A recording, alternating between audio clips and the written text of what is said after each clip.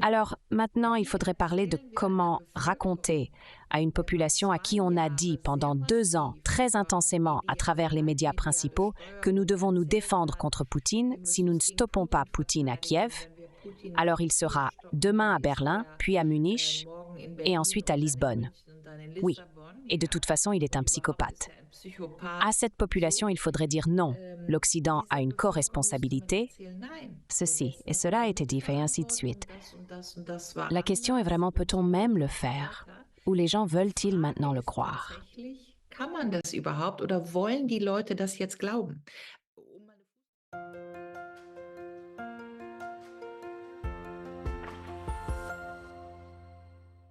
Und ich glaube, darüber müssen wir sprechen, denn es gibt Je crois que nous devons en parler, car il y a des gens, et j'en fais partie, qui perçoivent des tendances totalitaires dans la société et dans la pensée des gens.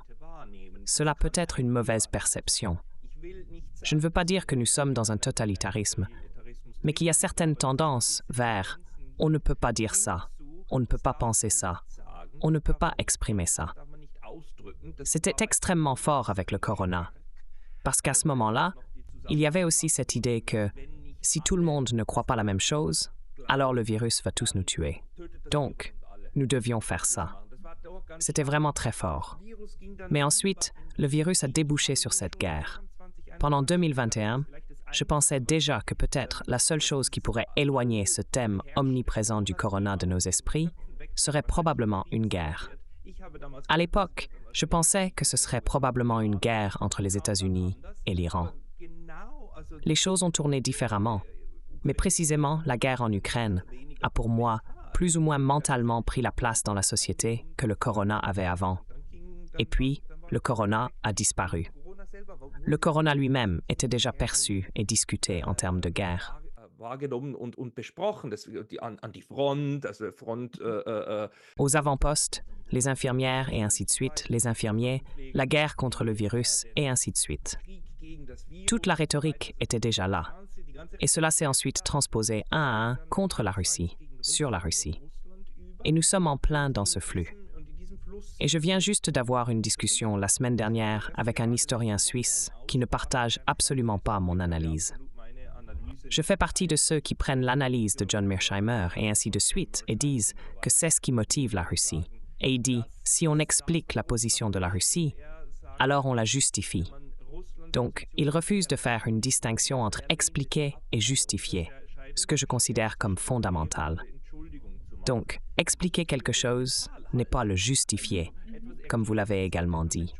Et comment percevez-vous ce rétrécissement et aussi cette uniformisation de la société qui se produit non seulement dans les institutions, mais aussi dans les esprits des gens?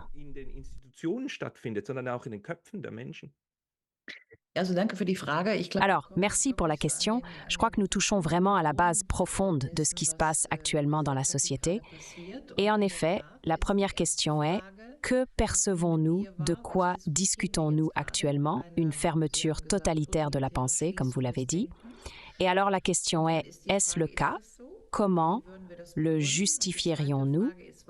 Et la deuxième question est, pourquoi les autres ne le perçoivent-ils pas? Donc votre ami avec qui vous avez discuté. Je me rangerai de votre côté. Donc la transition aussi du corona à l'Ukraine. Le psychologue belge Matthias Desmet dirait qu'on ne peut pas éliminer une peur avec des arguments, mais seulement avec une peur encore plus grande. Et c'est exactement ce qui s'est passé. Peur du virus, peur de la guerre, parce qu'on ne peut pas combattre une peur avec des arguments rationnels. Et c'est ainsi que fonctionnent les deux discours. Donc, un discours fonctionne avec la peur du virus, donc corona, et le deuxième discours fonctionne avec la peur de Poutine. C'est pourquoi Poutine doit aussi être diabolisé.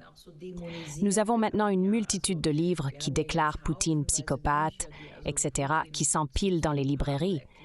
Et on peut vraiment se demander ce qui se passe. On me retire souvent l'expertise sur l'Europe de l'Est. Cela a aussi été souvent dit. Oui, Madame Géraud n'a pas le droit de s'exprimer sur la guerre en Ukraine. Par exemple, parce que je ne parle pas ukrainien, là, je peux seulement dire, eh bien, Madame Strack-Zimmermann ne parle certainement pas non plus ukrainien, et s'exprime tous les jours sur la guerre en Ukraine. Und äußert sich jeden Tag zum Ukraine-Krieg. Also das ist ja kein Kriterium. Also dass wir Alors c'est vraiment pas un critère. Diskussionsniveau gelandet Le fait que nous soyons déjà arrivés à ce niveau de discussion est problématique. Mais pour clarifier peut-être mon expertise, j'étais à Sciences Po dans les années 80, entre 1986 et 88. C'est un institut français renommé en sciences politiques. J'y ai étudié sous la direction de l'experte soviétique de l'époque, désormais décédée, Hélène Carrère-Dankos, l'une des plus grandes spécialistes de l'Union soviétique, dans un programme appelé Diplôme d'études approfondies. En tant qu'Allemande dans les années 80, j'ai obtenu ce diplôme d'études approfondies sous la direction de Hélène Carrère-Dankos, qui a par la suite été membre de l'Académie française, avec 16 sur 20 points. C'était un diplôme exceptionnellement bon. Donc je suis toujours surprise quand on me dit, pour ainsi dire, que je n'ai pas de connaissances sur l'Europe de l'Est. Mais laissons cela. Le programme s'appelait à l'époque, de manière intéressante, Études soviétiques et est-européennes, donc des études sur l'Union soviétique et l'Europe de l'Est. Et on pouvait vraiment apprendre beaucoup. Mais pour répondre à votre question, donc si nous perdons réellement des catégories, nous perdons des catégories si nous disons comprendre Poutine. Comprendre est la chose la plus importante pour suivre un processus politique, pour trouver des réponses politiques. Si nous voyons maintenant la compréhension de manière binaire, tu comprends Poutine, donc tu es un sympathisant de Poutine, et donc tu veux justifier Poutine quoi qu'il en soit, alors nous confondons comprendre avec justifier. Dann verwechseln wir verstehen mit rechtfertigen. Und es ist ein kategorialer Verlust. Et c'est une perte catégorique. Nous perdons nos catégories de pensée. Je dois comprendre quelque chose pour pouvoir l'analyser, l'évaluer et ensuite réagir. Ainsi, ces termes que nous avons presque établis au cours des 3 ou 4 dernières années, aussi le déni du corona, les négationnistes du corona, je n'ai jamais nié le corona ou le virus, j'ai juste remis en question si les mesures prises, de la manière dont nous les avons mises en œuvre, étaient intrusives, constituaient une violation des droits fondamentaux et si elles étaient nécessaires. Tout est aujourd'hui fondamentalement consolidé. Donc nous avons aujourd'hui toutes les données du monde qui prouvent, même Bill Gates l'a admis, l'EMA l'a admis, donc l'Agence européenne des médicaments, que le corona, Bill Gates a dit, n'était pas si dangereux, oui, une meilleure grippe, mais que l'immunité collective n'a pas pu être atteinte avec le vaccin. Et ainsi de suite. Cela signifie que nous avons aujourd'hui toutes les données dont nous avons besoin pour dire fondamentalement que les critiques avaient raison, mais la perte catégorique. Les critiques des mesures. La perte catégorique résidait également dans le fait qu'on a utilisé le déni comme mot pour balayer quelqu'un du discours. Tu nies le virus? Non, on ne nie que la réaction. Donc on ne nie rien. On analyse seulement la réaction au virus. Et cette perte catégorique, je la trouve vraiment préoccupante. Comment nous avons pu glisser dans une telle histoire binaire? Bien mal. Excusez-moi. Nein, ich gebe Ihnen hier absolut recht. Es gibt Non, je suis tout à fait d'accord avec vous. Il y a encore. De plus, nous perdons également quelque chose d'autre en ce moment. Je n'arrive pas encore à le saisir complètement, mais par exemple, cette expression en anglais que c'est un talking point, un Putin talking point.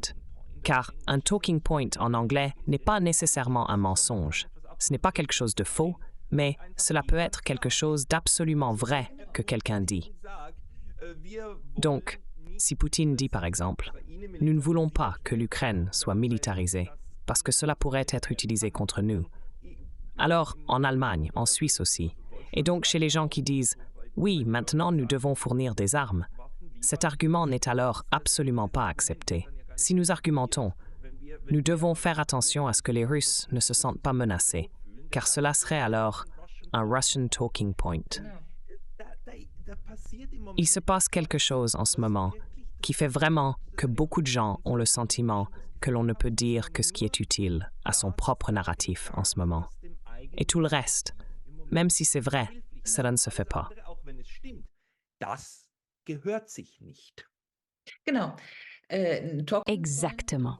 Anderes Beispiel ist Talking point, un bon exemple est également le whataboutisme, donc celui qui dit l'agression russe contre le droit international et sa répétition, et puis dit pourquoi parlons-nous de l'invasion de l'Amérique en Irak.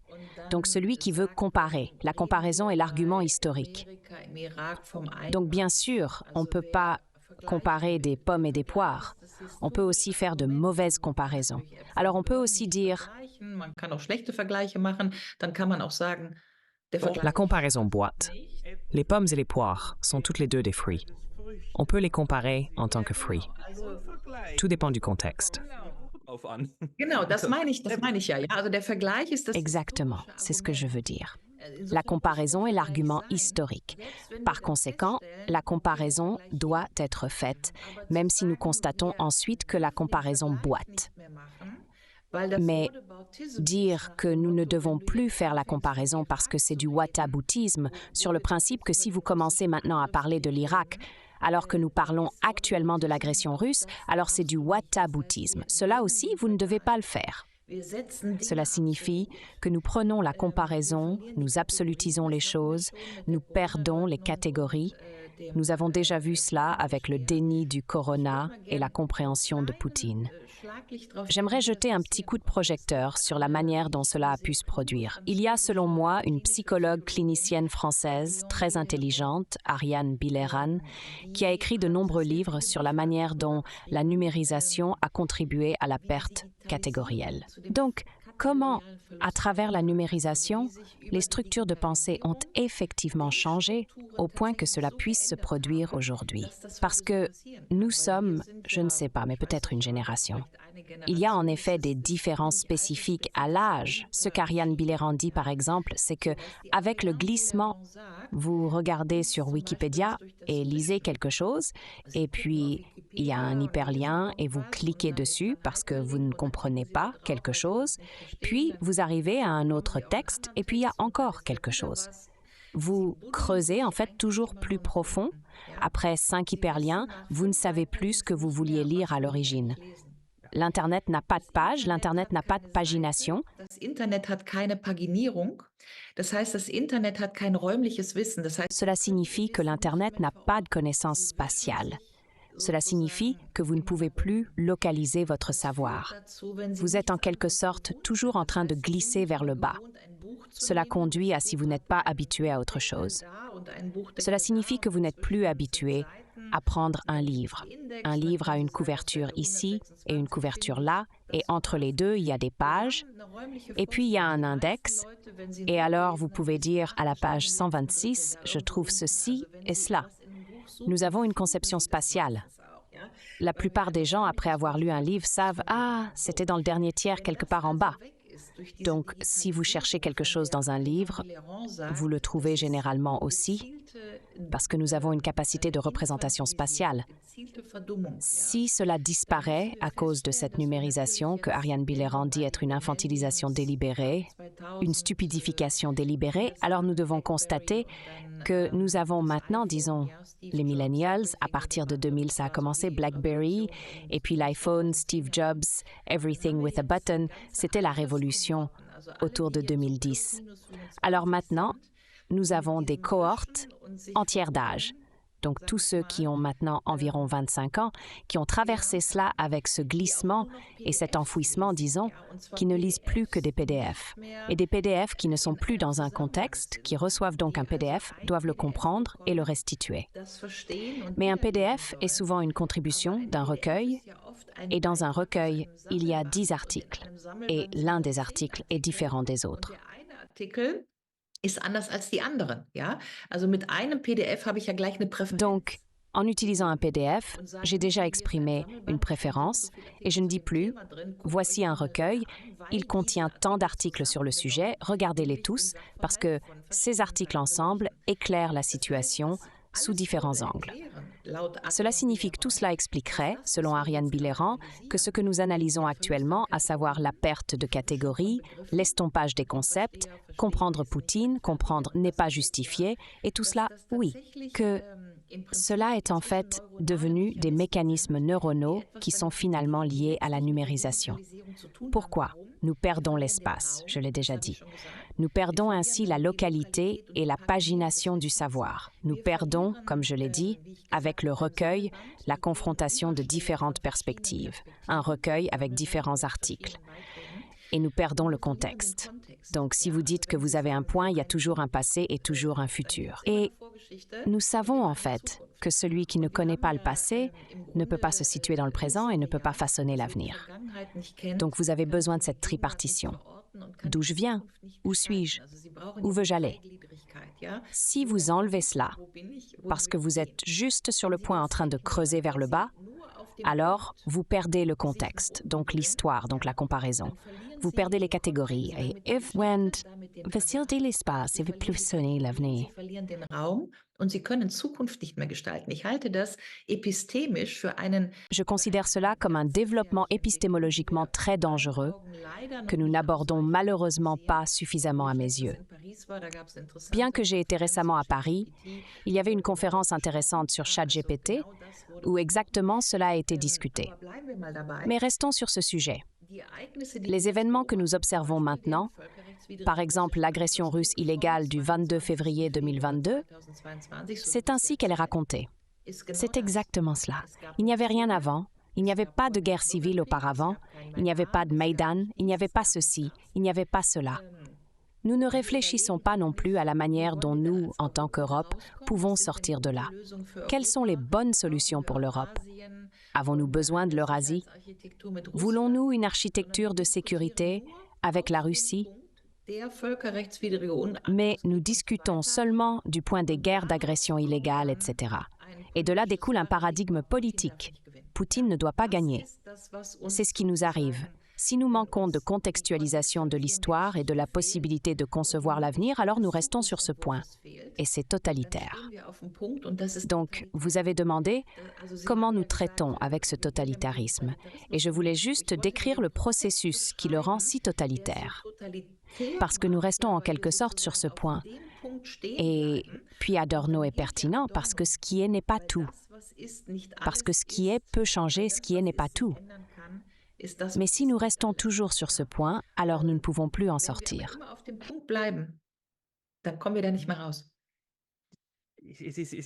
C'est déjà intéressant. Je me demande toujours d'où cela vient. Car nous sommes dans une relation de dépendance avec la société. La société nous façonne. Nous façonnons la société en retour. Donc nous avons un effet de rétroaction. Et ce que nous observons en ce moment, ce que je suppose, c'est que nous observons une tendance vers ce que j'appelle la logique de guerre. Et la logique de guerre peut affecter non seulement la guerre elle-même, mais aussi d'autres domaines. Et le phénomène est alors toujours celui que, lorsqu'on a soudainement un ennemi, cette pensée commence à devenir vraiment intrusive sur la logique des gens, qu'on doit alors éteindre certains domaines de pensée. Donc, par exemple, l'historisation d'un conflit, ou aussi la différenciation, qu'on dit qu'il faut maintenant regarder cela de différents points de vue. Car si un ennemi existe et si la pensée ami-ennemi commence, alors tout doit être réduit à un schéma relativement simple. Sinon, on n'aurait pas la situation d'avoir un ennemi. Donc nous avons cela. Et justement sur cette question du début, il y a en allemand ce merveilleux mot de Diskurshoheit et de Deutungshoheit, qu'il y a vraiment certains groupes qui sont très bons pour établir cette autorité d'interprétation pour tous les autres. Et c'est là que la conversation commence, soit en février 2022 pour la guerre en Ukraine, ou le 7 octobre pour la Palestine. Oui, exactement. C'est exactement ce que je voulais dire. Ja, genau. Das wollte ich auch. Genau, das wollte ich auch. Also das ist Exactement, c'est ce que je voulais dire aussi. Donc, c'est très similaire. Le 7 octobre, avant, le monde était différent, et le 7 octobre, tout a commencé, et à partir de ce moment-là, on analyse, et puis il n'y a qu'une seule solution politique. Et puis, il nous manque en quelque sorte le passé, la construction, l'histoire préalable, ce qui est en fait pertinent. Oui, donc bien sûr, il est pertinent de raconter ce qui s'est passé dans les jours précédents, et ainsi de suite. Donc, ou même dans les années précédentes, le Maïdan, etc., parce que cela concerne principalement dans cette discussion l'Ukraine, la Russie, par exemple. cette expansion de l'OTAN vers l'Est, la promesse. Cela est discuté partout, donc sur la soi-disant corresponsabilité de l'Occident. Et si on ne la reconnaît pas, alors on ne peut effectivement pas parvenir à la paix. Donc si on travaille en quelque sorte à la polarisation, et nous avons travaillé à la polarisation, quand vous avez dit cela, le schéma ami-ennemi, bien mal. Je crois qu'elle s'appelait Maria Bonelli ou quelque chose comme ça, cette historienne belge qui a écrit un livre sur la propagande de guerre autour de l'année 2000.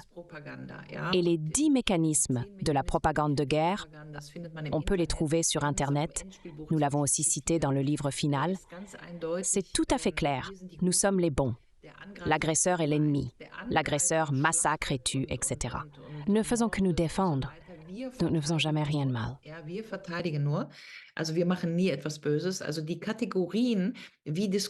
Donc, les catégories dans lesquelles le débat se déroule sont très pertinentes. Et on peut vraiment regarder ce qui se passe entre l'Ukraine et la Russie. On peut presque voir ces mécanismes de propagande de guerre un à un, comment le débat est déjà mené de manière si unidimensionnelle. Le meilleur exemple est maintenant cette affaire d'écoute. Donc c'est l'une des choses, la unidimensionnalité. Nous ne faisons que défendre. L'agresseur est le seul méchant. Donc un ami clair, un ennemi, pas vraiment avec responsabilité. Je dis cela parce que je ne veux vraiment pas utiliser un exemple banal, mais je suis mère de 2 fils. Et s'ils se disputaient pour une brique Lego à un moment donné, alors il n'y a qu'une seule solution, séparer les 2 coqs de combat. C'est en fait ce que Bertha von Suttner a fait, baisser les armes. C'est pour cela qu'elle a reçu le prix Nobel en 1905. Et puis normalement, avec 2 fils, l'un d'eux dit toujours « mais c'est lui qui a commencé, c'est lui qui a commencé, c'est lui qui a commencé ». C'est le mécanisme de la propagande de guerre. Mais c'est lui qui a commencé. Et parce qu'il a commencé, maintenant je peux aussi. Et à la fin de la journée, nous avons eu le pape qui a dit drapeau blanc, séparer les coqs de combat. Que pourrait dire d'autre un pape? Et nous voyons que même le pape a été traité sans respect, parce qu'il était pour la paix et de séparer de combat. Combien de femmes doivent encore mourir? Die Streithähne auseinander, wie viele Menschen sollen noch sterben, ja? Und es ist natürlich eine Verwahrlosung, glaube ich. Oui, et c'est bien sûr une dégradation, je crois, de notre pensée et finalement aussi de notre presse, que de stigmatiser celui qui veut d'abord séparer les combattants pour rester dans l'analogie avec mes fils jouant au Lego et désormais ostracisé. Par exemple, hier, j'ai vu Karin Miosga dans ce nouveau format de talk-show sur ARD. Il était question de cette déclaration de Mützennich sur la guerre, qu'il faudrait pouvoir envisager de ne pas seulement gagner la guerre avec plus d'armes, mais aussi peut-être de la geler. C'est en soi une déclaration ou une suggestion tout à fait innocente de dire « pouvons-nous envisager de geler, de faire une pause, d'arrêter le massacre ?» L'émission entière hier sur ARD était en fait centrée sur la manière dont Karin Miosga, une journaliste allemande éminente, tentait de pousser Lars Klingbeil, le directeur ou le chef du groupe parlementaire du SPD, dans un coin, en disant que la déclaration de Mützennich, la question de savoir si nous pouvons geler la guerre, était complètement inacceptable. Cela signifie que, à mes yeux, dans ma perception, cette émission avait un biais complet, une direction complète, une hégémonie du discours qui disait que la déclaration de Mützennich ne devait pas exister. Car geler la guerre signifie en fait accepter les gains territoriaux des Russes, et ainsi de suite. Eine Akzeptanz von Landgewinnen der Russen und so weiter, ja? Et cela nous montre, je pense, à quel point notre façon de penser est déjà déformée. Je vais donner un autre exemple. Nous avons eu ce scandale d'écoute concernant ces généraux qui ont été écoutés, qui parlaient. Et le titre du Spiegel, donc la distraction, est sur l'incident, pas sur le contenu. C'est un peu ce que je viens de dire, la forme et la fonction. Le Spiegel ne s'intéressait plus qu'à comment les Russes ont pu se connecter à ce truc de webinaire. Comment ont-ils obtenu les données d'accès? Au lieu de demander qu'ont dit les généraux allemands là-bas, ils ont dit « nous devons d'une manière ou d'une autre voir à faire sauter ces ponts en Ukraine et faire en sorte que cela semble, si possible, ne pas pouvoir être remonté à l'Allemagne ». C'est une déclaration hallucinante. et nous aurions dû, à mon avis, réagir avec un tollé dans la population, que des généraux allemands discutent de telles choses, compte tenu de notre histoire, compte tenu de la promesse du chancelier, et ainsi de suite. Au lieu de cela, le tollé concernait comment les Russes, où était la fuite, comment les Russes ont-ils pu se connecter. Oui, cela signifie que nous avons, je les appelle, des discours de distraction. Donc nous détournons de l'essentiel et nous nous concentrons sur un théâtre d'opérations secondaires qui est alors discuté. Je trouve ça très intéressant aussi. Das finde ich auch sehr interessant. J'ai l'impression que c'est aussi une distraction volontaire. Parce que si on entrait dans la discussion, alors on devrait vraiment s'attaquer au problème que notre propre façon de penser et notre vision du monde ne reflètent peut-être pas ce qui se passe actuellement. Et cela ferait mal intellectuellement à beaucoup de gens. C'est pourquoi il y a certaines choses qui ne peuvent pas être discutées. Bien que vous et moi, nous pouvons en parler, mais elles ne sont pas reprises dans les médias. Nord Stream, ou le fait que votre chancelier se tenait à côté de M. Biden quand il a dit « Donc si la Russie attaque, alors Nord Stream, c'est fini ». Ce sont toutes des choses qui devraient en fait provoquer de grands cris d'alarme, du moins de notre point de vue. Mais ce n'est pas le cas, parce que même les gens qui devraient être alarmés par cela, probablement ne le veulent pas. Je le remarque aussi souvent dans le discours, que certains arguments ou certains faits de ce qui s'est passé dans le passé, ou même actuellement, sont simplement ignorés. Cela est laissé de côté, et puis on doit revenir au 7 octobre ou au 24 février et à l'illégalité. Et puis cet argument se répète, que nous pouvons, parce que l'autre est méchant. Donc ici, je suis intellectuellement restreint, et cela va des plus hautes positions académiques jusqu'à chaque couvreur, et ainsi de suite. Là, la pensée fonctionne à nouveau de la même manière.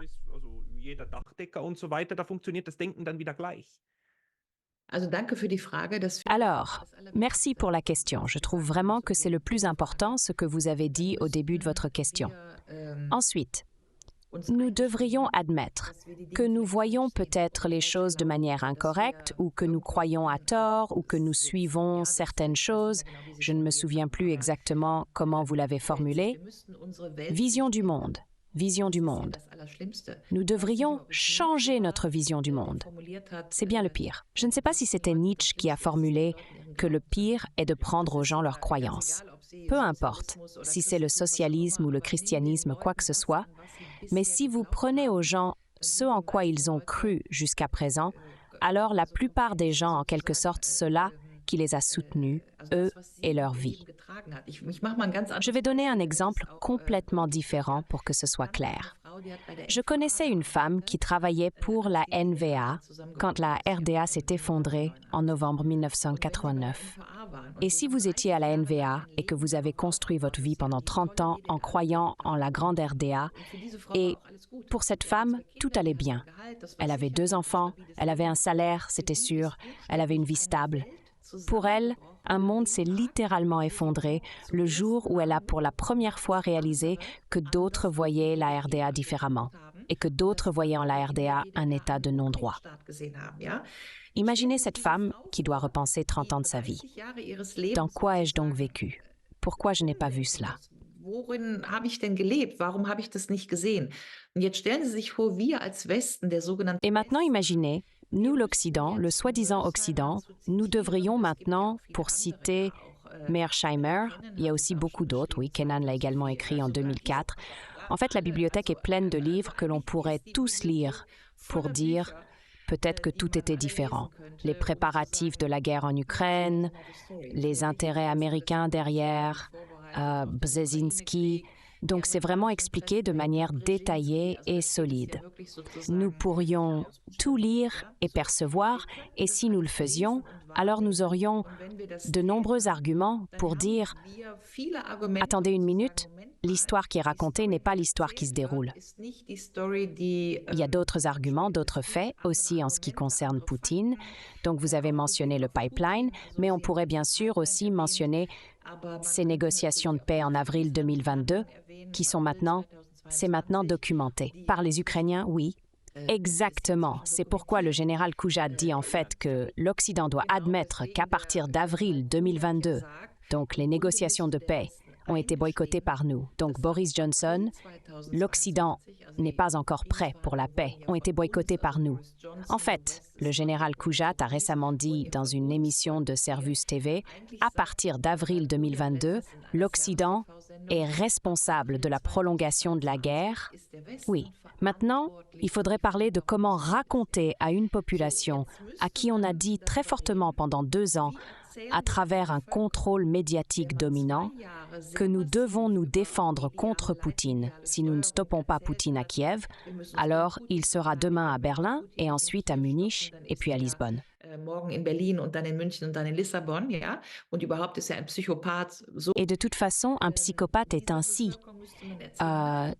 Il faudrait dire à cette population, non, l'Occident a une co-responsabilité, ceci et cela était différent et ainsi de suite. La question est vraiment de savoir si on peut le faire ou si les gens veulent maintenant le croire.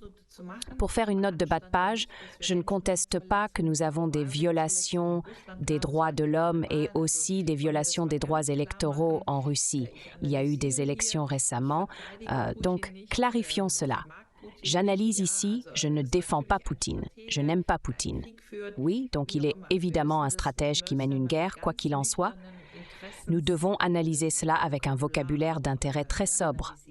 Mais il n'est absolument pas question de faire l'éloge de la Russie comme une démocratie optimale.